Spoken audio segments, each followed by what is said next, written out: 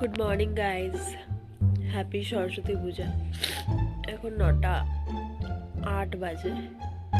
আমি উঠেছি ঘুম থেকে। সরস্বতী পূজা আজকে, হ্যাপি সরস্বতী পূজা সবাইকে।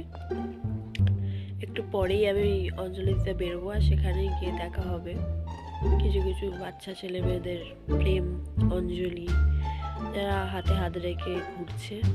ক্লাস 6, 7, 8 যারা তাদের বয়ফ্রেন্ড গার্লফ্রেন্ড নিয়ে ঘুরছে। আমার তো হলো না, আমার কথা ছেড়ে দাও। তো আর একটা কথা, যে সারা বছর তো তোমরা অনলাইনেই পড়াশোনা করলে, মানে ফোনেতেই তোমাদের সব কিছু।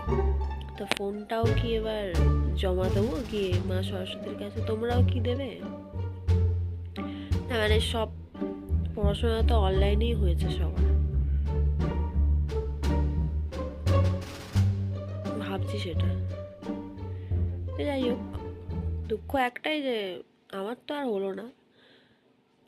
বাচ্চাদেরই দেখতে হবে বুকে পাথর চাপা দিয়ে। হ্যাপি সরস্বতী পূজা, আর কি বলবো।